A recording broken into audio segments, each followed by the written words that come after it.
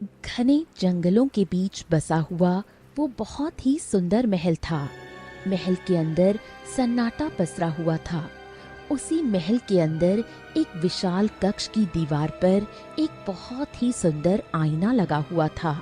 अगले ही पल आईने से रंग बिरंगी किरणें चमकने लगीं और उसी आईने के अंदर से एक बहुत ही सुंदर चंद्रलेखा नाम की राजकुमारी निकलकर बाहर आ गई और आईने में अपना ही अक्स देखते हुए बोली, मैं तुम्हारा ही इंतजार कर रही हूँ।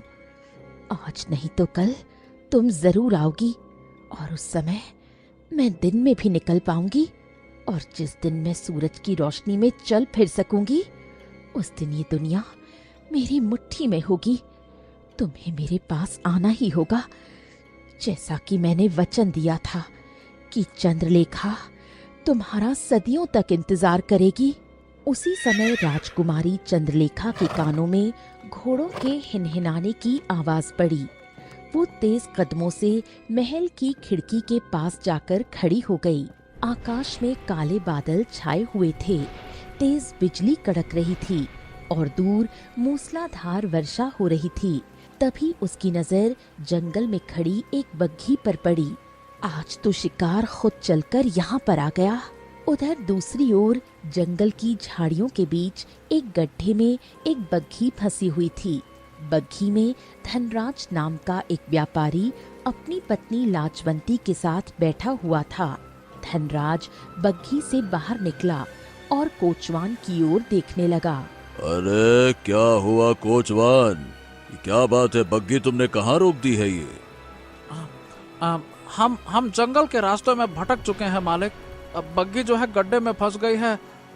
अब तो सुबह का इंतजार करना होगा। ओहो, तो क्या आज की रात हमें इस घने जंगल में काटनी पड़ेगी क्या? माफ कीजिएगा हुजूर, लेकिन इसके अलावा हमारे पास कोई चारा नहीं है, मजबूरी है। उसी समय बग्घी का दरवाजा खुला और लाजवंती भी बाहर आ गई। वो इधर उधर देखने लगी। तभी उसकी नजर दूर अंधेरे में सुनहरी किरणों से जगमगाते हुए एक महल पर पड़ी। सुनिए जी, वो सामने देखिए, वहाँ कोई महल है। क्यों ना हम रात वहाँ जाकर गुजारें? हैं? घने जंगल में महल? यह कैसे हो सकता है? देखिए मालकिन, मुझे लगता है कि हमें वहाँ नहीं जाना चाहिए। बकवास मत करो। तुम्हारे पास इसके अलावा और कोई उपाय है? मुझे तो बहुत तेज भूख लगी है। धनराज गहरी सोच में डूब गया। अब देखो लाजवंती, कुछ भी हो कोचवान सही कह रहा है।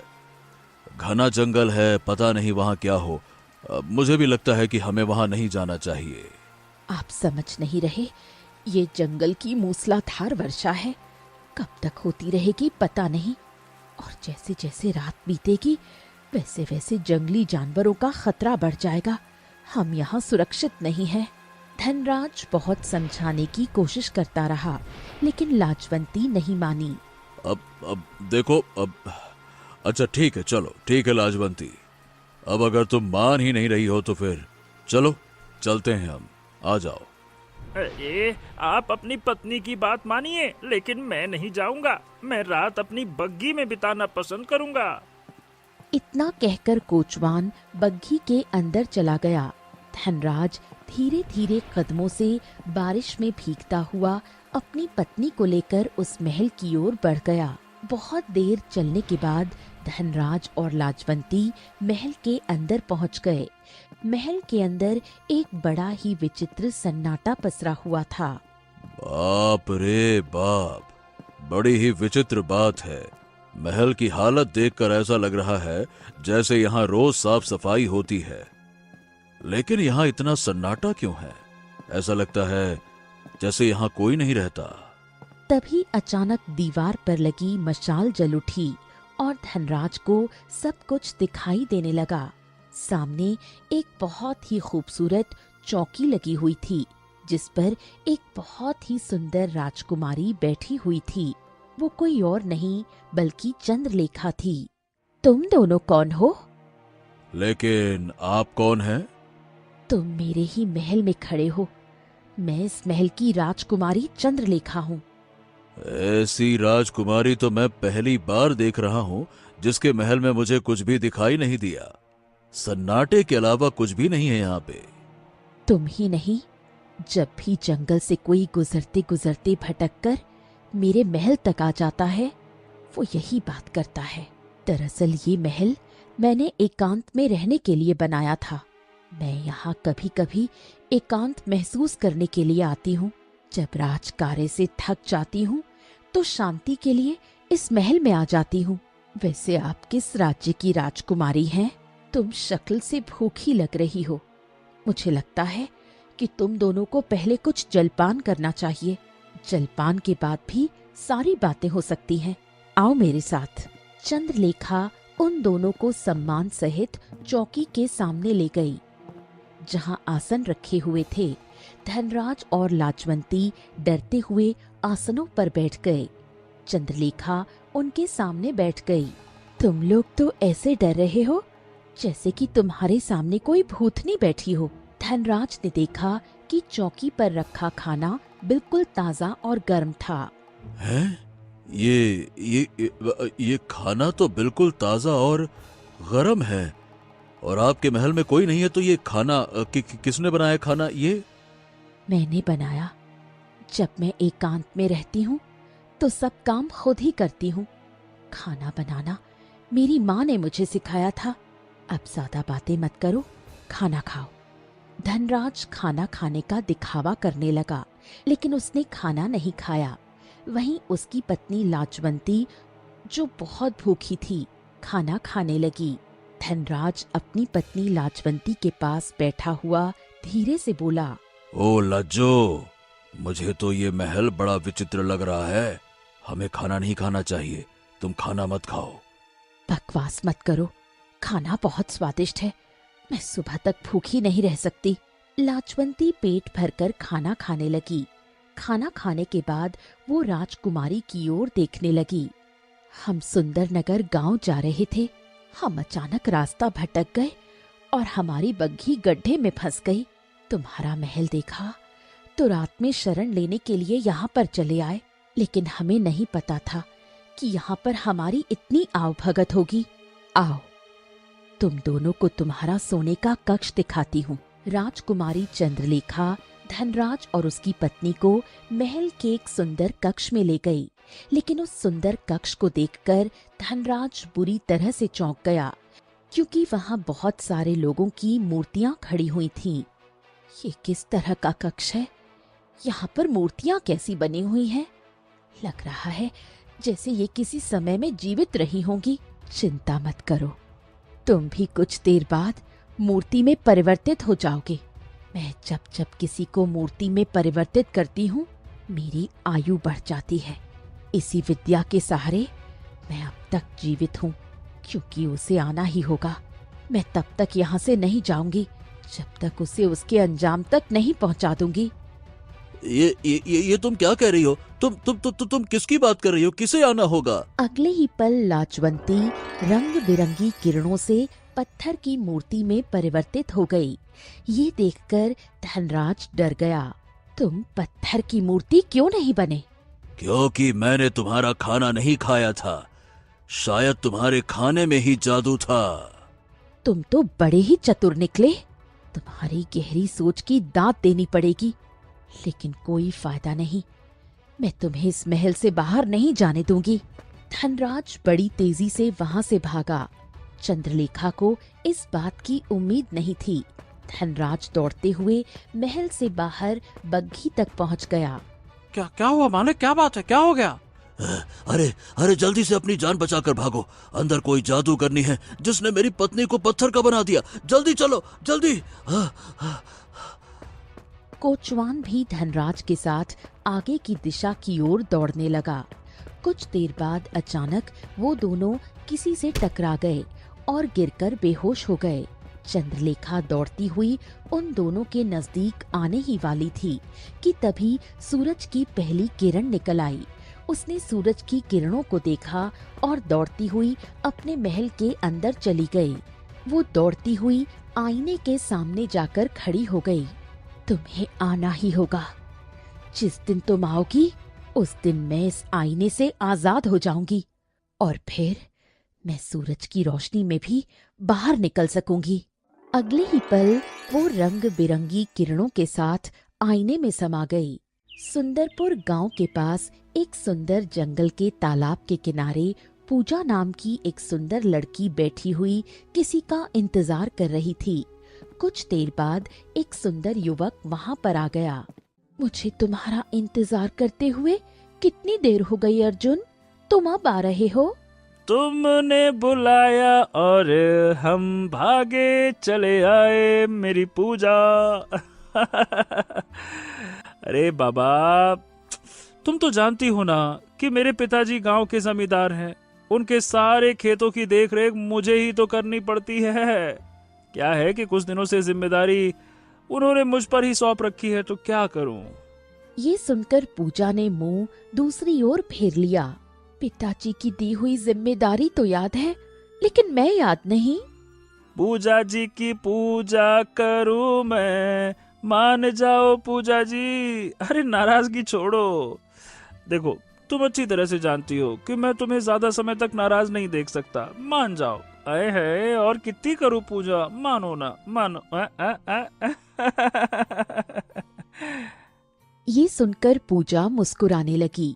कुछ देर बाद वो अचानक गंभीर हो गई।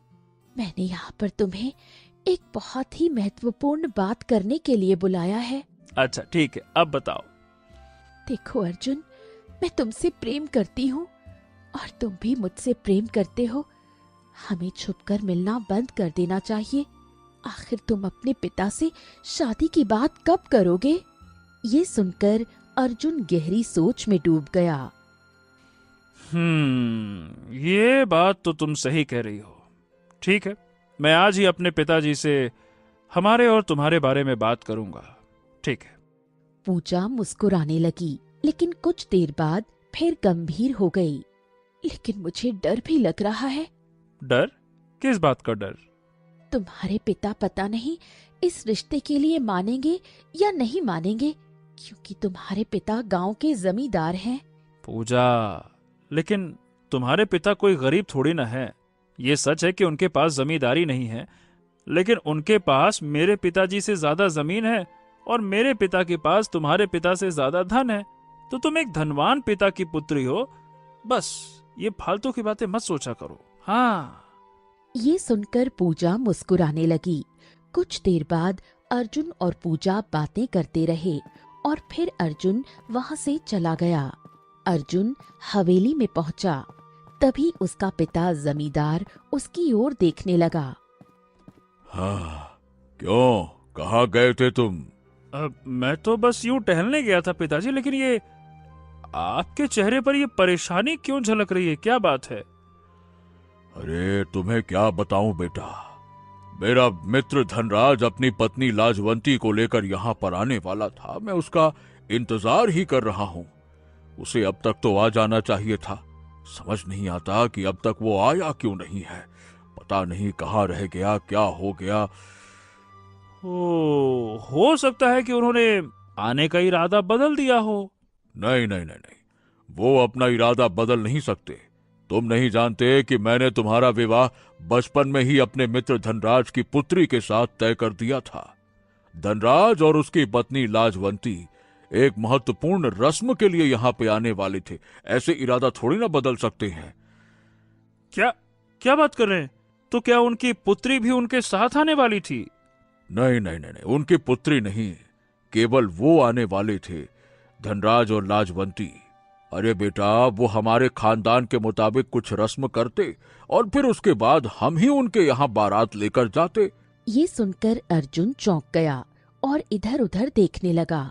पिताजी, आप क्या मतलब ये सच है कि आपने मेरा रिश्ता बचपन में ही तय कर दिया था, लेकिन मैं उनकी पुत्री से शादी करने से अगर इनकार कर देता, लेकिन मैं उनकी पुत्री से शादी कैसे कर सकता हूँ?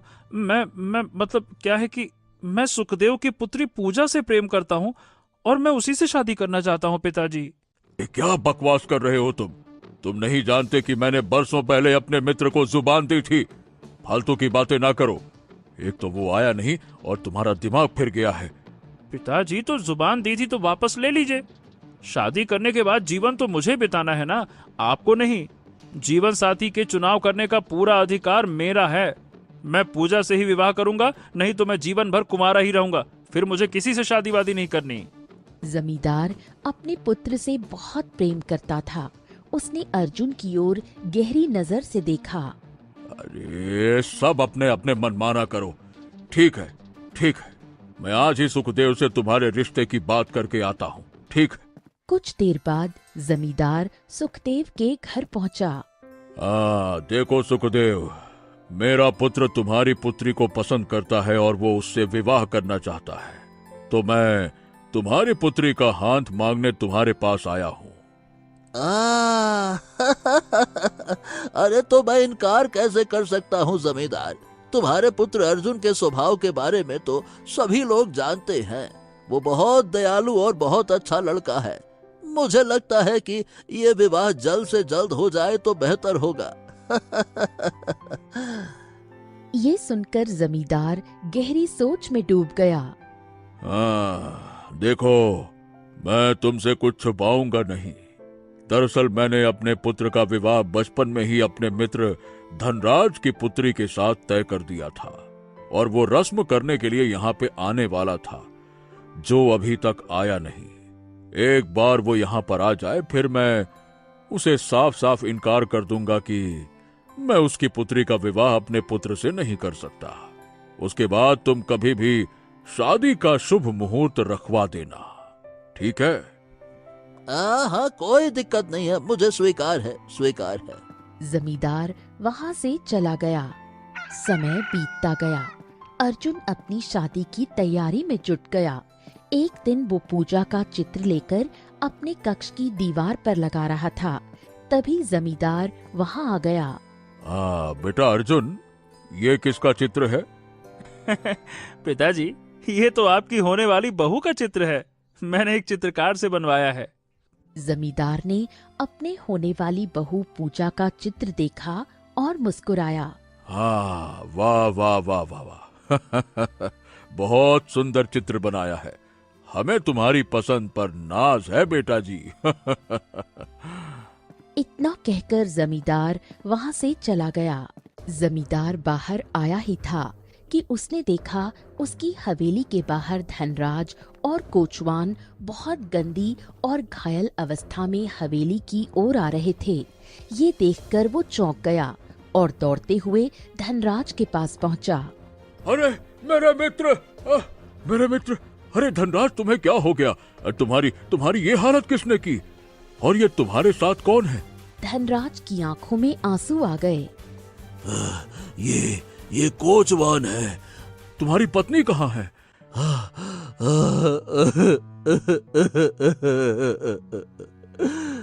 अरे अरे अरे, क्या बात है? तुम्हारी पत्नी लाजवंती कहाँ है? सब कुछ बताऊंगा। मुझे थोड़ा सांस तो लेने दो। मैं न जाने कितने समय से जंगल में भटक रहा था। बड़ी मुश्किल से सुंदरपुर आ पाया हूँ। अरे रे। जमींदार धनराज और कोचवान को हवेली के अंदर ले गया। कुछ देर बाद दोनों ने अपने वस्त्र बदल लिए। उसके बाद वो सम्मान सहित उन्हें कक्ष में ले गया। कक्ष में पहुंचकर जमींदार ने धनराज की ओर देखा। हाँ, अब बताओ मेरे मित्र, तुम्हारी ये हालत कैसे हुई और लाजवंती कहाँ है? भाभी कहाँ है? धनराज कांपते हुए होठों से सारी घटना बताने लगा। मेरी आंखों के सामने उस राजकुमारी ने मेरी पत्नी को पत्थर का बना दिया। मैं बड़ी मुश्किल से वहां से बचकर भाग पाया। काफी दिन और कई रातों तक जंगल में रास्ता भटकते भटकते भटकते आखिरकार यहाँ तक पहुंच पाया। मैं क्या इतना कहते ही धनराज की आंखों से आंसू बहने लगे। बस बस बस बस बस बस, चिंता मत करो मित्र। मैं तुम्हारी पत्नी को ढूंढने की पूरी कोशिश करूंगा। बस मेरे बेटे की शादी हो जाने दो, उसके बाद मैं किसी साधु या संत को जंगल में लेकर जाऊंगा और देखूंगा कि आखिर वो राजकुमारी कौन है। उसका रहस्य जरूर पता करूंगा और तुम्हारी पत्थर बनी हुई पत्नी को भी श्राप से मुक्त करने का प्रयास करूंगा। ठीक है, शांत हो जाओ, बस बस। क्या तुम्हारे पुत्र की शादी? दरअसल बात ये है, मतलब हाँ, मेरा पुत्र अपने ही गांव की पूजा नाम की लड़की से प्रेम करता है और वो उसी से शादी करने की जिद कर बैठा। अब तुम तो जानते हो कि हाँ, मैं अपने पुत्र से कितना प्रेम करता हूँ। बच्चे जब जिद करते हैं तो उनकी जिद के आगे माता पिता को झुकना ही पड़ता है। अब मैं क्या करता। धनराज ने गहरी सांस ली। अरे अगर कोई और मौका होता तो शायद मैं तुम्हारी बात का बुरा मान जाता, लेकिन इस समय तो बस मुझे मेरी पत्नी की ही चिंता है। न जाने वो राजकुमारी कौन है और वो कौन सा रहस्यमयी महल है, कैसा महल है। पता नहीं मेरी पत्नी पत्थर के रूप से वापस आ भी पाएगी या नहीं। जमींदार कुछ नहीं बोला और खामोशी से बैठा रहा। जमींदार मित्र, क्या मैं तुम्हारी होने वाली बहू को देख सकता हूँ? अरे हाँ हाँ, क्यों नहीं, चलो चलो आओ। मेरे पुत्र ने कुछ देर पहले ही उसकी तस्वीर अपने कक्ष में लगवाई है। आओ आओ आओ। जमींदार धनराज को अर्जुन के कक्ष में ले गया और दीवार पर टंगा हुआ चित्र दिखाने लगा। ये देखो, यही है हमारी होने वाली बहू। धनराज ने जैसे ही चित्र देखा वो बुरी तरह से चौंक गया। हैं? ये तुम क्या कह रहे हो जमींदार? ये कैसे हो सकता है? क्या हुआ मित्र, इस चित्र को देखकर तुम इतना घबरा क्यों गए? क्योंकि यही वो राजकुमारी है जिसने मेरी पत्नी को पत्थर का बना दिया। यही है वो। ये सुनकर जमींदार चौंक गया। क्या बात कर रहे हो मित्र, ऐसा कैसे हो सकता है? ये तो हमारे गांव की पूजा है, पूजा। अरे मेरी बात का विश्वास करो मित्र, मैं इस चेहरे को भूल ही नहीं सकता।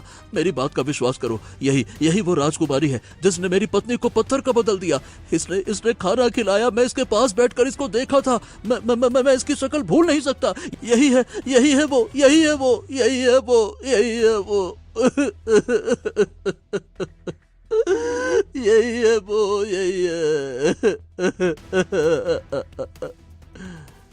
इतना कहकर धनराज फूट फूट कर रोने लगा। जमींदार ने उसकी आंखों को देखा लेकिन कुछ नहीं बोला और वहां से चला गया। जमींदार सीधे अर्जुन के पास गया और सारी घटना बताने लगा। तो सारी बातों को देखते हुए अब हमें ये शादी नहीं करनी चाहिए। ये शादी मैं तुम्हारी नहीं करवाने वाला। क्या पिताजी, आप भी? आपके मित्र ने जो कहा आपने मान लिया। अरे हो सकता है कि उन्हें मेरा विवाह किसी दूसरी स्त्री के साथ करना अच्छा ना लग रहा हो और इसीलिए उन्होंने जानबूझकर झूठ बोला ताकि आप मेरा रिश्ता तोड़ दें। ये भी तो हो सकता है। नहीं, मैं अपने मित्र को बचपन से जानता हूँ। उसकी आंखें झूठ नहीं बोल सकती ना, वो बिल्कुल 100% सच बोल रहा है। लेकिन पिताजी, मैं आपके मित्र के कहने पर पूजा से शादी करने से इनकार नहीं कर सकता। गांव वालों को पता लग गया तो पूजा के घर की बदनामी हो जाएगी। ये भी तो सोचिए ना। चाहे कुछ भी हो जाए, परंतु मैं अब तुम्हारी शादी पूजा से नहीं कर सकता। ये मेरा अंतिम फैसला है। बस बहुत हो गया। जमींदार ने अर्जुन की ओर गहरी नजर से देखा। और कान खोलकर सुन लो अर्जुन, अगर तुम पूजा से शादी करोगे तो फिर तुम्हें मुझसे हमेशा हमेशा के लिए रिश्ता तोड़ना होगा। फैसला तुम कर लो कि तुम्हें किसके साथ रहना है, मेरे साथ इस घर में या अपने प्रेम के साथ कहीं और। इतना कहकर जमींदार वहां से चला गया। अर्जुन गहरी सोच में डूब गया। कुछ देर बाद अर्जुन पूजा के घर गया और उसे सारी घटना बताने लगा। क्या बताऊं पूजा, मुझे समझ नहीं आ रहा कि मेरे पिताजी को आखिरकार अचानक से ये हो क्या गया है। कौन सा भूत सवार हो गया है। अगर ऐसी बात है तो फिर मैं तुम्हारे पिता के मित्र से मिलना चाहती हूँ।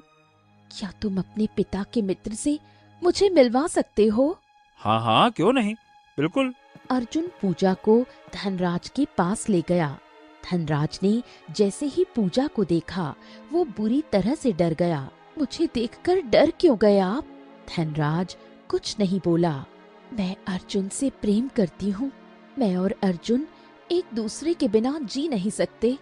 आपने पता नहीं अर्जुन के पिता से क्या कहा कि अचानक से वो शादी करने के लिए इनकार करने लगे। मुझे सारी घटना बताइए जो आपके साथ घटी। मैं आपकी जुबान से सुनना चाहती हूँ। धनराज कांपते हुए होठों से सारी घटना बताने लगा। तुम ही बताओ, आखिर मैं झूठ क्यों बोलूंगा?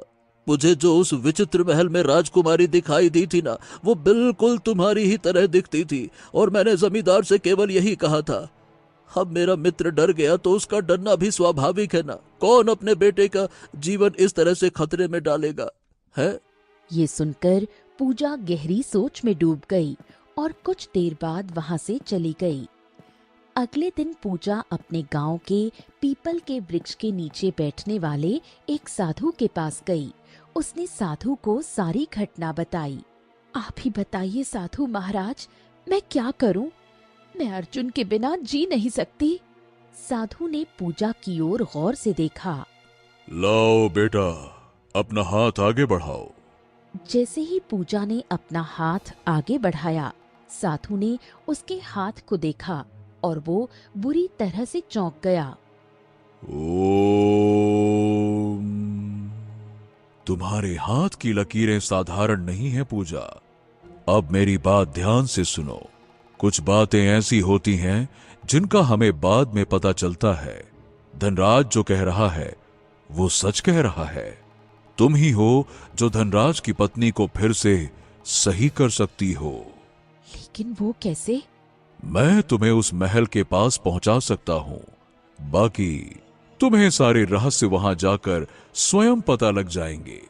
बस तुमसे इतना कहना चाहता हूं कि उसकी जान आईने में समाई हुई है।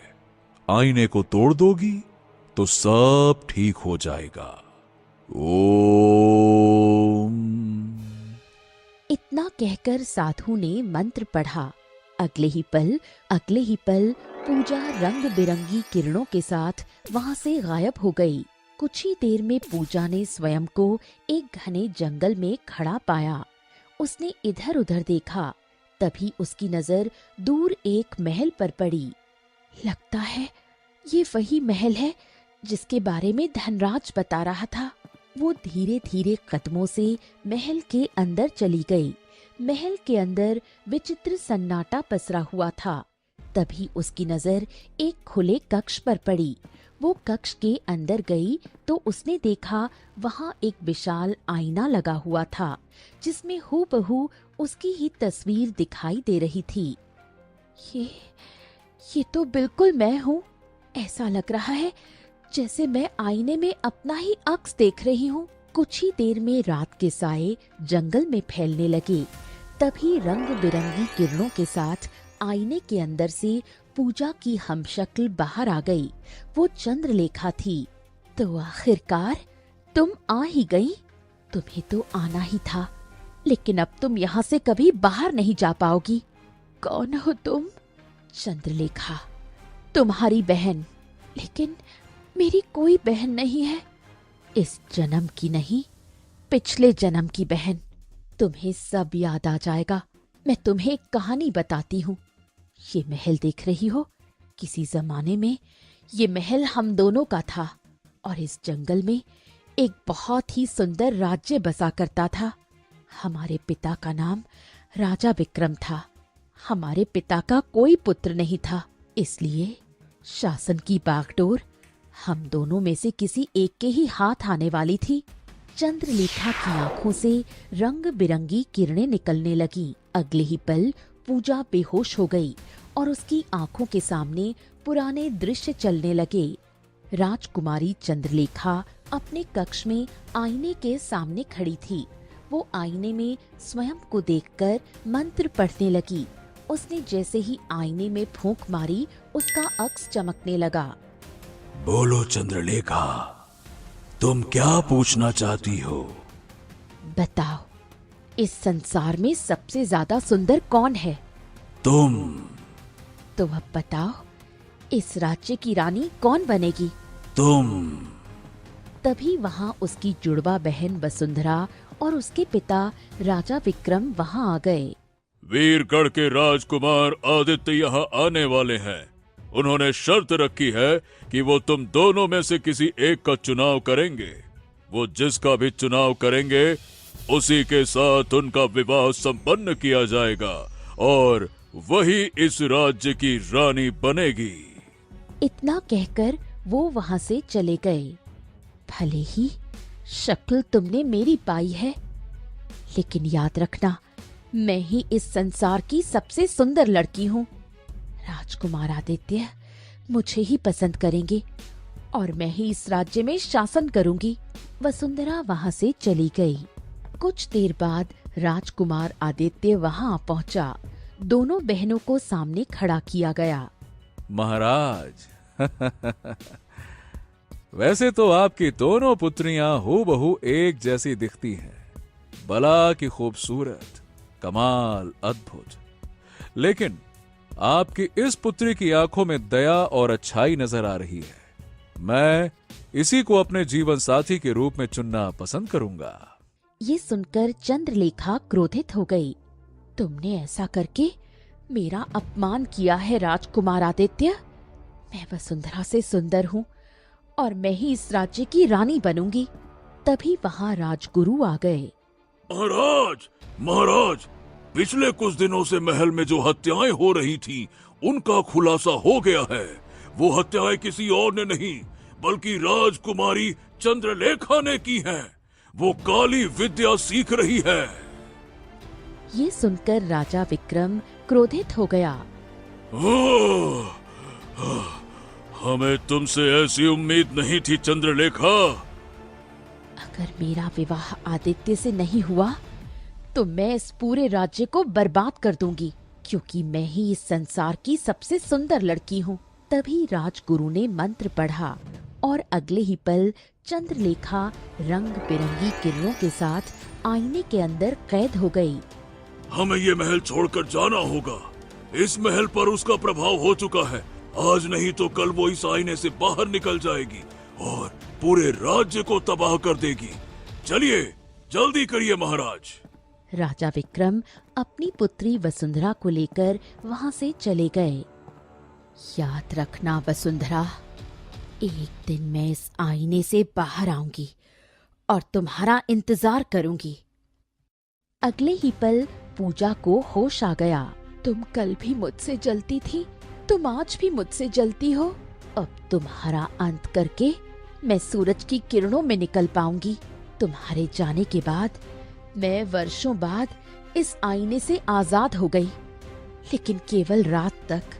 मैं दिन की रोशनी में कभी नहीं निकल पाई। फिर रात के अंधेरे में मैंने इंसानों को बहला फुसलाकर यहाँ लाना शुरू कर दिया। जब भी मैं किसी इंसान को पत्थर की मूर्ति बनाती, उसकी आयु मुझे मिल जाती। मैं तुम्हारे ही इंतजार में अब तक जीवित हूँ वसुंधरा। अब से तुम इस महल में कैद रहोगी और मैं बाहर के संसार में रहूंगी। काश तुम गलत रास्ते पर नहीं चलती। मैं जानती हूँ तुम्हारा अंत कहाँ है। इतना कहकर पूजा ने जमीन पर पड़ा एक छोटा पत्थर उठाया और आईने पर दे मारा। जैसे ही आईना टूटा, चंद्रलेखा तड़पने लगी। मुझे साधु महाराज ने बताया था कि तुम्हारे प्राण इसी आईने में कैद हैं। अब तुम्हें मुक्ति मिल जाएगी। जैसे ही आईना पूरा टूटा, चंद्रलेखा रंग बिरंगी किरणों के साथ वहां से गायब हो गई। पत्थर की मूर्तियां बने हुए लोग भी गायब हो गए। केवल लाजवंती वहां रह गई।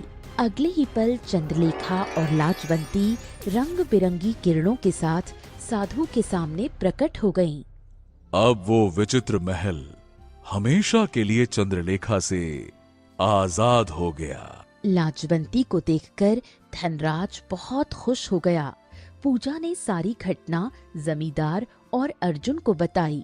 जमींदार खुश हो गया। कुछ दिनों बाद पूजा और अर्जुन का विवाह संपन्न हुआ। सत्य, साहस और विश्वास ने अंधकार पर विजय प्राप्त की और प्रेम ने अपना मार्ग स्वयं बना लिया। तो दोस्तों, कहानी कैसी लगी कमेंट बॉक्स में जरूर बताइए। चैनल को जरूर सब्सक्राइब कीजिए।